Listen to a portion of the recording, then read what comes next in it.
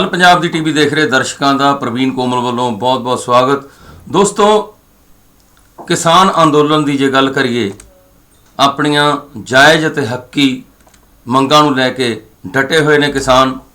दिल्ली विखे वहीरां घत के पंजाब दे विचों, पंजाब दे हर पिंड दे विचों किसानां दे जथे केंद्र सरकार तो अपनियां मंगां मनवाउण दे लई बजिद होके दिल्ली वल लगातार कूच कर रहे हैं। ये जिहड़ा अंदोलन है ये सरकार दे लई भी ते किसानां दे लई भी, दोनों लई एक असीं कह सकते हैं कि इज्जत का सवाल बन गया। एक अड़ी केंद्र सरकार ने भी फड़ी हुई है। तो जे असीं पंजाबी दी कहावत है उहदे मुताबक असीं गल करिए तां स्थिति इस तरह की है कि कुंडियां दे सिंग फस के कोई नितरू वड़ेवें खाणी। तो अज असीं चर्चा करांगे कि किसान अंदोलन है जे मोदी सरकार खेती कानून रद्द भी कर देवे तो ये भला किस दा होवेगा। मोदी सरकार ने जिहड़े 3 कानून बनाए हैं उन्हां दे विच खेती उत्पाद की मंडी, खरीद अते उत्पादन का नियंत्रण मुक्त करन ते जोर दिता गया है। भारत में भोजन संकट इतिहास का हिस्सा बन गया है, पर 60 दहाके पहला अजिहा नहीं सी। दिल्ली में अंदोलन कर रहे पंजाब हरियाणा के किसानों का कहना है कि भारत नूं खुराक संकट विचों बाहर कढ़ण विच उन्हां दा योगदान सब तो वध है, तो इस गल दे विच सच्चाई भी है। उस समय सरकार ने इन्हां सूबिਆਂ नूं कणक अते चावल का उत्पाद वधाउण दे लई उत्साहित कीता सी। सरकार वालों घट्टो घट्ट समर्थन मुल यानी कि MSP भी यकीनी बनाई गई ताकि उन्हां नूं लागत तो वध कीमत मिल सके। MSP तो अज भी पंजाब ते हरियाणा के किसानों सब तो वध फायदा होंदा है, पर सरकार ने इहदे लई होर सबसिडी भी यकीनी बनाई। हुण जदों भारत खुराक संकट विचों निकल चुक्या है अते कणक ते चावल का जिहड़ा उत्पादन इन्ना हो रहा है कि रखण लई जगह नहीं है, तो सरकार नूं लगदा है कि MSP उन्हां दे लई एक बोझ है अते इसदा कोई हल होना चाहिए है। मोदी सरकार ने जिहड़े 3 कानून बनाए हैं उन्हां दे विच खेती उत्पाद की मंडी, खरीद अते उत्पादन का नियंत्रण मुक्त करन ते जिहड़ा जोर दिता गया है। ये पंजाब ते हरियाणा के जिहड़े किसान ने इन्हां नूं लग रहा है कि वो बाकी सूबिਆਂ के किसानां वर्गे हो जाणगे, जिन्हां नूं अपने उत्पादन नूं जो भी थोड़ी बहुत कीमत मिले उसे ते ही बेचना पैंदा है। इसलिए अजिहे विचों सड़कों ते डटे हुए हैं कि MSP वर्गी व्यवस्था सरकारी मंडी या निजी मंडी हर जगह ते लाजमी होनी चाहिए है। भारत के खुराक सुरक्षा में आत्मनिर्भर होने की कहानी साल 1964 में शुरू हुई। 1964 में तत्कालीन प्रधानमंत्री लाल बहादुर शास्त्री जी, जिन्होंने नारा दिता सी जय जवान जय किसान का, उन्होंने अपने सकत्तर लक्ष्मीकांत झा की अगवाई के खुराक अनाज मुल कमेटी का गठन किया। प्रधानमंत्री लाल बहादुर शास्त्री का कहना सी कि किसान नूं उन्हां दी उपज बदले घट्टो घट्ट उन्ने पैसे मिलन कि उन्हां दा नुकसान ना होवे। इस कमेटी ने अपनी रिपोर्ट 24 सितंबर नूं सरकार नूं सौंपी ते आखिरी मोहर जिहड़ी सी दसंबर महीने में लगी। 1966 में पहली बारी किसान जिहड़े उन्हां नूं फायदा देण दे लई कणक अते चावल के घट्टो घट्ट समर्थन मुल नूं निर्धारित किया गया। MSP तय करने लई खेती मुल कमीशन का गठन किया गया, जिसका नाम बदल के खेती लागत अते मुल कमीशन यानी कि CACP रख दिता गया। साल 1966 में शुरू हुई ये रवायत अज तक तुरी आ रही है। अज CSP के सुझाव से हर साल 23 फसलों की MSP तय की जाती है। किसान अपनी फसल खेतों तो सूबिਆਂ ਦੀਆਂ अनाज मंडियां तक पहुँचाते हैं। इन्हां फसलों में कणक अते चौल नूं food corporation of India MSP दरां ते खरीदती है। FCI किसानों तो खरीदे अनाज नूं गरीबां नूं सस्ती अते घट कीमत दिंदी है, पर FCI दे कोल अनाज का भंडार इस तो बाद भी बच जाता है। गरीबां नूं जिहड़ा अनाज है वह PDS के तहत दिता जाता है। PDS भारतीय खुराक की सुरक्षा प्रणाली है, जो दुनिया दी सब तो महंगियां खुराक सुरक्षा प्रणालियों में एक दसी जाती है। इस योजना के अधीन भारत सरकार ते सूबा सरकारां मिल के गरीबां दे लई सबसिडी वाली खुराक अते गैर खुराक पदार्थां नूं वंडदे हन। यानी कि MSP वालियां फसलों दी कीमतां सरकार तय कर दिंदी है, तो यह यकीनी हो जाता है कि किसानों नूं अपनी फसल का एक निश्चित मुल मिल जाएगा। नवे खेती कानूनों के आउण नाल किसानों नूं लग रहा है कि हुण निजी खरीददार बाजार विच आ जाणगे अते मंडी व्यवस्था खत्म हो जाएगी। अजिहे विच उन्हां दी MSP की यकीनी आमदन खत्म हो जाएगी। इत्थे ध्यान देने वाली गल यह है कि MSP चाहे 23 फसलों लई हर साल ऐलानी जाती होवे, सरकार सिर्फ कणक चावल तो इलावा कपाह वर्गियां 1-2 होर फसलां ही हैं जिहड़ियां कि मंडी विच जाके किसानां नूं MSP की दर ते खरीदती है। ਤੇ MSP ਦਾ ਫਾਇਦਾ ਕਿਸ ਨੂੰ? ਖੇਤੀ ਅਰਥ ਸ਼ਾਸਤਰੀਆਂ ਦੇ ਮੁਤਾਬਕ ਫਸਲਾਂ ਦੀ ਕੀਮਤ ਬਾਜ਼ਾਰ ਦੇ ਹਿਸਾਬ ਨਾਲ ਹੀ ਤੈਅ ਹੋਣੀ ਚਾਹੀਦੀ ਹੈ, ਨਾ ਕਿ ਸਰਕਾਰ ਦੁਆਰਾ ਨਿਯੰਤਰਿਤ ਕੀਤੀ ਜਾਣੀ ਚਾਹੀਦੀ ਹੈ। ਕਿਸਾਨਾਂ ਨੂੰ ਅਤੇ ਭਾਰਤ ਸਰਕਾਰ ਨੂੰ ਚਾਹੀਦਾ ਹੈ ਕਿ ਖੇਤੀ ਵਿੱਚ ਹੋਣ ਵਾਲੀ ਲਾਗਤ ਨੂੰ ਘੱਟ ਕਰਨ। MSP ਨਾਲ ਹੀ ਕਿਸਾਨਾਂ ਦਾ ਭਲਾ ਹੋ ਸਕਦਾ ਹੈ, ਇਹ ਧਾਰਨਾ ਗਲਤ ਹੈ। ਦੋਵੇਂ ਅਲੱਗ-ਅਲੱਗ ਗੱਲਾਂ ਹਨ। ਸਾਲ 2015 ਦੇ ਵਿੱਚ FCI ਦੇ ਮੁੜ ਗਠਨ ਬਾਰੇ ਸੁਝਾਅ ਦੇਣ ਦੇ ਲਈ ਸ਼ਾਂਤਾ ਕੁਮਾਰ ਕਮੇਟੀ ਬਣਾਈ ਗਈ ਸੀ। ਕਮੇਟੀ ਨੇ ਆਪਣੀ ਰਿਪੋਰਟ ਦੇ ਵਿੱਚ ਆਖਿਆ ਸੀ ਕਿ MSP ਦਾ ਫਾਇਦਾ ਸਿਰਫ 6% ਕਿਸਾਨਾਂ ਨੂੰ ਮਿਲਦਾ ਹੈ, ਯਾਨੀ ਕਿ 94% ਕਿਸਾਨਾਂ ਨੂੰ MSP ਦਾ ਕੋਈ ਫਾਇਦਾ ਨਹੀਂ ਮਿਲਦਾ। ਅਜਿਹੇ ਵਿੱਚ ਸੋਚਣ ਵਾਲੀ ਗੱਲ ਇਹ ਹੈ ਕਿ ਜਿਹੜਾ ਪ੍ਰਬੰਧ 94% ਕਿਸਾਨਾਂ ਲਈ ਫਾਇਦੇਮੰਦ ਨਹੀਂ ਹੈ, ਉਹ ਭਲਾ ਦੇਸ਼ ਦੇ ਕਿਸਾਨਾਂ ਨੂੰ ਸੰਕਟ ਵਿੱਚੋਂ ਕੱਢਣ ਦਾ ਸਥਾਈ ਜ਼ਰੀਆ ਕਿਵੇਂ ਹੋ ਸਕਦਾ ਹੈ? ਸਰਕਾਰ ਨੇ ਜਿਹੜੇ 3 ਕਾਨੂੰਨ ਬਣਾਏ ਹਨ, ਉਹਨਾਂ ਵਿੱਚੋਂ ਇੱਕ ਹੈ ਕਿਸਾਨ ਉਪਜ ਵਪਾਰ ਅਤੇ ਵਣਜ ਪ੍ਰਚਾਰ ਅਤੇ ਸਰਲਤਾ ਬਿੱਲ 2020। ਇਸ ਅਧੀਨ ਕਿਸਾਨਾਂ ਅਤੇ ਵਪਾਰੀਆਂ ਨੂੰ APMC ਦੀ ਮੰਡੀ ਤੋਂ ਬਾਹਰ ਫਸਲ ਵੇਚਣ ਦੀ ਆਜ਼ਾਦੀ ਹੋਵੇਗੀ। ਕਿਸਾਨਾਂ ਨੂੰ ਡਰ ਹੈ ਕਿ ਇਸ ਦੇ ਨਾਲ ਮੰਡੀਆਂ ਖਤਮ ਹੋ ਜਾਣਗੀਆਂ। ਕੇਂਦਰ ਸਰਕਾਰ ਦਾ ਕਹਿਣਾ ਹੈ ਕਿ ਉਹ APMC ਮੰਡੀਆਂ ਬੰਦ ਨਹੀਂ ਕਰ ਰਹੀ ਹੈ, ਬਲਕਿ ਕਿਸਾਨਾਂ ਲਈ ਅਜਿਹਾ ਪ੍ਰਬੰਧ ਕਰ ਰਹੀ ਹੈ ਜਿਸ ਵਿੱਚ ਉਹ ਨਿੱਜੀ ਖਰੀਦਦਾਰ ਨੂੰ ਚੰਗੀ ਕੀਮਤ 'ਤੇ ਆਪਣੀ ਫਸਲ ਵੇਚ ਸਕਣਗੇ। ਪਰ ਸਰਕਾਰ ਦੇ ਇਸ ਤਰਕ ਤੋਂ ਕਿਸਾਨ ਸੰਤੁਸ਼ਟ ਨਹੀਂ ਹਨ। ਦੇਸ਼ ਭਰ ਵਿੱਚ 6000 ਤੋਂ ਵੱਧ APMC ਮੰਡੀਆਂ ਹਨ, ਜਿਨ੍ਹਾਂ ਦੇ ਵਿੱਚੋਂ 33% ਇਕੱਲੇ ਪੰਜਾਬ ਦੇ ਵਿੱਚ ਹਨ। ਔਰ ਇਹ ਇੱਕ ਅਹਿਮ ਪਹਿਲੂ ਹੈ ਜਿਸ ਕਰਕੇ FCI MSP ਤੇ ਕਣਕ ਅਤੇ ਚਾਵਲ ਪੰਜਾਬ ਤੋਂ ਖਰੀਦਦੀ ਹੈ। FCI ਨੂੰ ਇਸ ਕਰਕੇ ਫਸਲ ਖਰੀਦਣ ਵਿੱਚ ਸਹੂਲਤ ਹੁੰਦੀ ਹੈ। ਇਹਨਾਂ ਮੰਡੀਆਂ ਵਿੱਚ MSP ਤੇ ਕਣਕ ਖਰੀਦਣ ਤੇ ਸਰਕਾਰ ਨੂੰ ਉਤਪਾਦ ਉੱਪਰ ਮੰਡੀ ਟੈਕਸ, ਆੜ੍ਹਤੀਆ ਟੈਕਸ ਅਤੇ ਪੇਂਡੂ ਵਿਕਾਸ ਸੈਸ ਵਜੋਂ ਵੱਖਰੇ ਤੌਰ ਤੇ ਕੁਝ ਪੈਸਾ ਦੇਣਾ ਪੈਂਦਾ ਹੈ। ਇਸ ਨਾਲ ਸੂਬਾ ਸਰਕਾਰ ਦੇ ਖਜ਼ਾਨੇ ਵੀ ਭਰਦੇ ਹਨ। ਪੰਜਾਬ ਵਿੱਚ ਉੱਪਰ ਦਿੱਤੇ 3 ਟੈਕਸਾਂ ਨੂੰ ਮਿਲਾ ਕੇ ਸਭ ਤੋਂ ਜ਼ਿਆਦਾ 8.5% ਵਾਧੂ ਖਰਚ ਆਉਂਦਾ ਹੈ ਅਤੇ ਹਰਿਆਣਾ ਵਿੱਚ ਇਹ ਵਾਧੂ ਖਰਚ 6.5% ਹੈ ਤੇ ਬਾਕੀ ਸੂਬਿਆਂ ਵਿੱਚ ਇਹ ਖਰਚ 1 ਤੋਂ 5% ਦੇ ਦਰਮਿਆਨ ਰਹਿੰਦਾ ਹੈ। ਜੇ ਮਾਹਰਾਂ ਦੀ ਮੰਨੀ ਜਾਵੇ ਤਾਂ ਸਰਕਾਰ ਕਿਸਾਨਾਂ ਨੂੰ ਸਬਸਿਡੀ ਵੀ ਦਿੰਦੀ ਹੈ ਤੇ ਫਸਲਾਂ ਦੀ ਖਰੀਦ ਤੇ MSP ਵੀ ਦਿੰਦੀ ਹੈ, ਜਿਹੜੀ ਕੌਮਾਂਤਰੀ ਬਾਜ਼ਾਰ ਦੀ ਜਿਹੜੀ ਕੀਮਤ ਤੋਂ ਵੱਧ ਹੁੰਦੀ ਹੈ।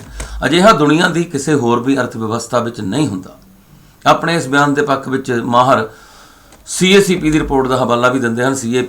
CACP ਦੀ ਰਿਪੋਰਟ ਮੁਤਾਬਕ FCI ਦੇ ਗੋਦਾਮ ਵਿੱਚ ਕਣਕ ਅਤੇ ਚਾਵਲ ਮਿਲਾ ਕੇ ਸਰਕਾਰ ਕੋਲ 74.3 ਮਿਲੀਅਨ ਟਨ ਸਨ, ਜੋ ਕਿ 41 ਮਿਲੀਅਨ ਟਨ ਹੋਣਾ ਚਾਹੀਦਾ ਹੈ, ਯਾਨੀ ਕਿ ਭਾਰਤ ਦੀ ਲੋੜ ਨਾਲੋਂ 33.1 ਮਿਲੀਅਨ ਟਨ ਵੱਧ ਹੈ।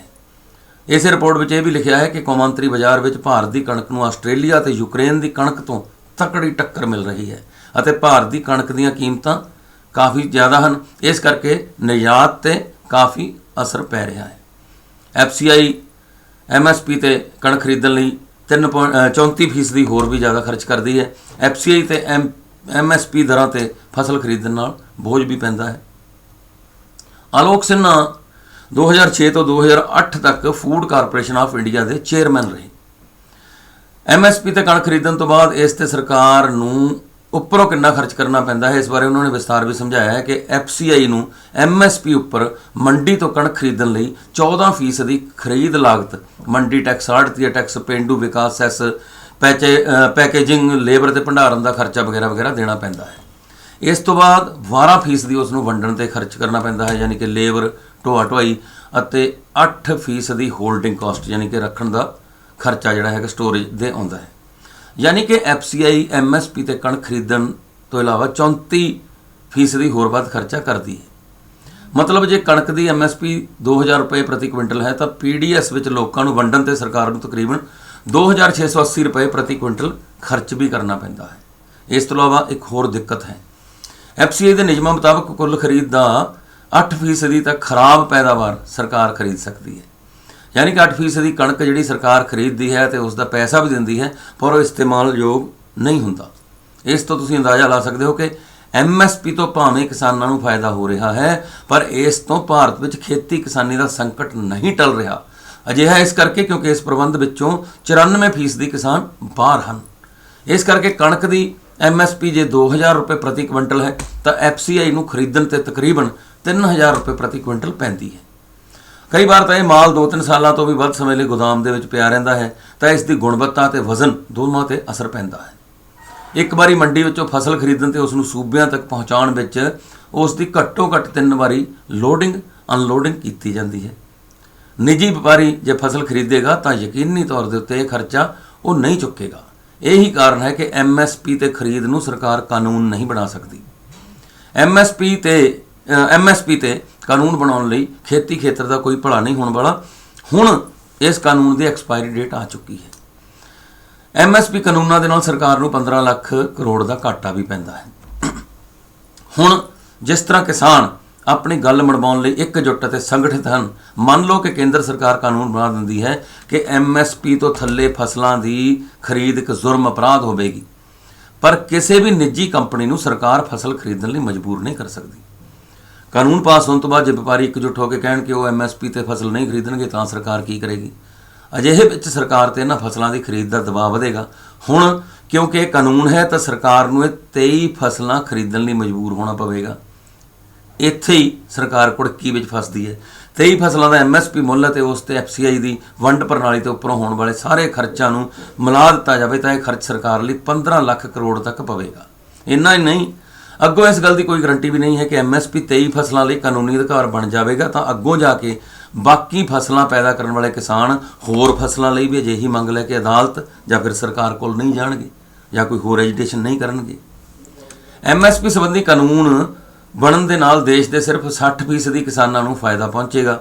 40% ਕਿਸਾਨਾਂ ਨੂੰ ਹੋਰ ਤਰ੍ਹਾਂ ਦੇ ਲਾਭ ਜਿਵੇਂ ਕਿ ਕਿਸਾਨ ਸਨਮਾਨ ਨਿਧੀ ਦੀ ਜ਼ਰੂਰਤ ਫੇਰ ਵੀ ਪਵੇਗੀ। 2015-16 ਵਿੱਚ ਹੋਈ ਜਨਗਣਨਾ ਦੇ ਅਨੁਸਾਰ ਭਾਰਤ ਦੇ 86% ਕਿਸਾਨਾਂ ਕੋਲ ਘੱਟ ਜ਼ਮੀਨਾਂ ਹਨ ਜਾਂ ਇਹ ਉਹ ਕਿਸਾਨ ਹਨ ਜਿਨ੍ਹਾਂ ਕੋਲ 2 ਹੈਕਟੇਅਰ ਤੋਂ ਵੀ ਘੱਟ ਜ਼ਮੀਨ ਹੈ। Professor Pramod Kumar Joshi south Asia food policy research institute ਦੇ ਸਾਬਕਾ ਨਿਰਦੇਸ਼ਕ ਰਹਿ ਚੁੱਕੇ ਹਨ। ਉਹਨਾਂ ਨੇ ਕਿਹਾ ਕਿ ਐਮਐਸਪੀ ਤੇ ਕਾਨੂੰਨ ਭਾਰਤ ਦੇ ਖੇਤੀ ਖੇਤਰ ਵਿੱਚ ਵਿਕਾਸ ਦਾ ਕੋਈ ਸਥਾਈ ਹੱਲ ਨਹੀਂ ਹੈ। ਉਹਨਾਂ ਮੁਤਾਬਕ ਇਸ ਲਈ ਸਾਨੂੰ ਤਕਨੀਕ ਦਾ ਸਹਾਰਾ ਲੈਣਾ ਚਾਹੀਦਾ ਹੈ। ਜ਼ਿਆਦਾ ਚੰਗੇ ਮਿਆਰ ਦੀ ਪੈਦਾਵਾਰ, ਫਸਲਾਂ ਦੀ ਲਾਗਤ ਘੱਟ ਕਰਨੀ ਚਾਹੀਦੀ ਹੈ ਤੇ ਨਵੀਂ ਕਿਸਮ ਦੀਆਂ ਫਸਲਾਂ ਪੈਦਾ ਕਰਨੀਆਂ ਚਾਹੀਦੀਆਂ ਹਨ ਜਿਨ੍ਹਾਂ ਦੀ ਬਾਜ਼ਾਰ ਵਿੱਚ ਬਿਹਤਰ ਕੀਮਤ ਮਿਲੇ। ਇਹਨਾਂ ਮਾਪਦੰਡਾਂ ਤੇ ਖੇਤੀ ਖੇਤਰ ਵਿੱਚ ਸਥਾਈ ਅਤੇ ਨਿਰੰਤਰ ਵਿਕਾਸ ਸੰਭਵ ਹੈ। ਕਿਸਾਨਾਂ ਨੂੰ ਐਮਐਸਪੀ ਦੇਣ ਤੋਂ ਬਾਅਦ ਭਾਰਤ ਵਿਸ਼ਵ ਵਪਾਰ ਸੰਗਠਨ ਵਿੱਚ ਜਾ ਕੇ ਬਿਹਤਰ ਤਰੀਕੇ ਨਾਲ ਕੀਮਤਾਂ ਤੈਅ ਨਹੀਂ ਕਰ ਸਕੇਗਾ। ਕੌਮਾਂਤਰੀ ਨਿਯਮਾਂ ਮੁਤਾਬਕ ਕੋਈ ਦੇਸ਼ ਖੇਤੀ ਜੀਡੀਪੀ ਦੇ 10% ਤੱਕ ਹੀ ਕਿਸਾਨਾਂ ਨੂੰ ਸਬਸਿਡੀ ਦੇ ਸਕਦਾ ਹੈ। ਕੌਮਾਂਤਰੀ ਬਾਜ਼ਾਰ ਦੇ ਵਿੱਚ ਐਮਐਸਪੀ ਵੀ ਸਬਸਿਡੀ ਦਾ ਹੀ ਇੱਕ ਤਰੀਕਾ ਮੰਨਿਆ ਜਾਂਦਾ ਹੈ। 10% ਤੋਂ ਜ਼ਿਆਦਾ ਸਬਸਿਡੀ ਦੇਣ ਵਾਲੇ ਦੇਸ਼ਾਂ ਤੇ ਇਲਜ਼ਾਮ ਲਾਏ ਜਾਂਦੇ ਹਨ ਕਿ ਉਹ ਕੌਮਾਂਤਰੀ ਬਾਜ਼ਾਰ ਵਿੱਚ ਕੀਮਤਾਂ ਤੋੜਦੇ ਮਰੋੜਦੇ ਹਨ ਤੇ ਕੈਨੇਡਾ ਵੀ ਭਾਰਤ ਤੇ ਅਜਿਹੇ ਇਲਜ਼ਾਮ ਲਾ ਚੁੱਕਿਆ ਹੈ। ਪਰ ਪੀਐਮ ਕਿਸਾਨ ਨਿਧੀ ਵਰਗੇ ਤਰੀਕਿਆਂ ਨਾਲ ਜਦੋਂ ਸਰਕਾਰ ਕਿਸਾਨਾਂ ਦੀ ਮਦਦ ਕਰਦੀ ਹੈ ਤਾਂ ਉਸ ਨੂੰ ਸਬਸਿਡੀ ਵਿੱਚ ਨਹੀਂ ਗਿਣਿਆ ਜਾਂਦਾ, ਇਸ ਨੂੰ ਆਮਦਨ ਸਹਾਇਤਾ ਵਜੋਂ ਲਿਆ ਜਾਂਦਾ ਹੈ। ਇਸ ਲਈ ਵੀ ਐਮਐਸਪੀ ਭਾਰਤ ਦੀ ਖੇਤੀ ਸਮੱਸਿਆ ਦਾ ਸਥਾਈ ਹੱਲ ਨਹੀਂ ਹੈ।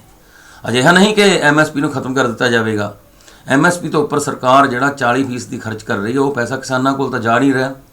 ਇਸ ਪੈਸੇ ਨੂੰ ਸਰਕਾਰ ਨੂੰ ਸਿੱਧਾ ਕਿਸਾਨਾਂ ਤੱਕ ਪਹੁੰਚਾਉਣ ਦਾ ਪ੍ਰਬੰਧ ਕਰਨਾ ਚਾਹੀਦਾ ਹੈ।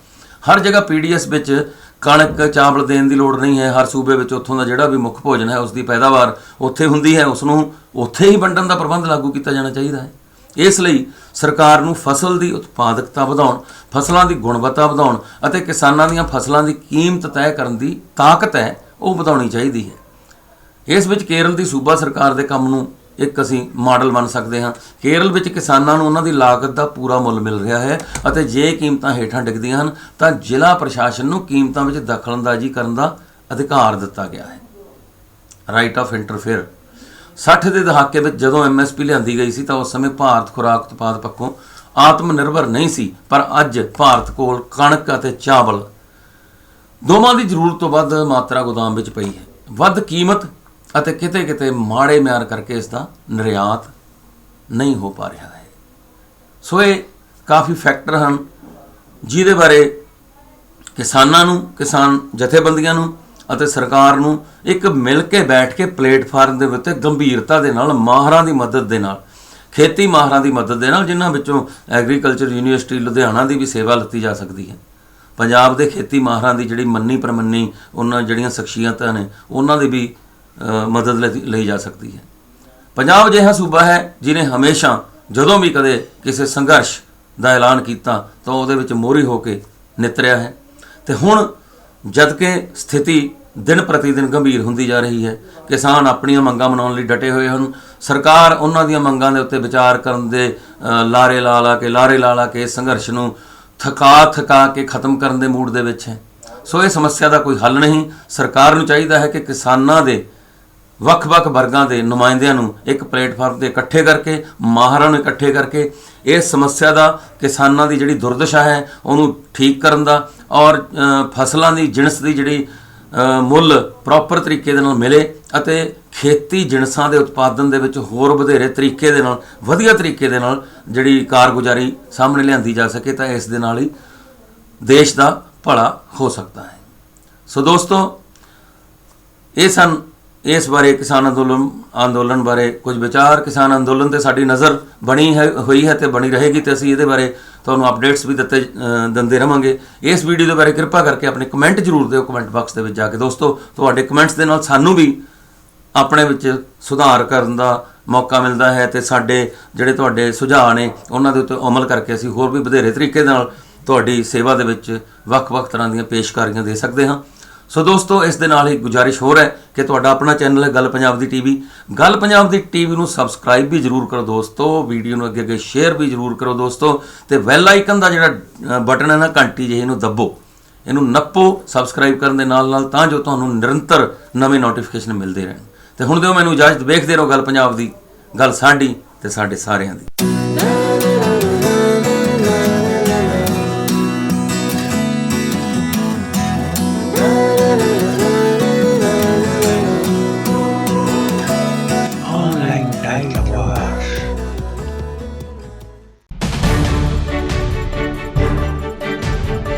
देश दुनिया के राजनीतिक, समाजिक ते मनोरंजन जगत दे नाल जुड़न लई साडे चैनल गल पंजाब दी टीवी नूं सबसक्राइब करो ते सब तो पहला नोटिफिकेशनस पाउण लई बैल आइकन प्रेस करो।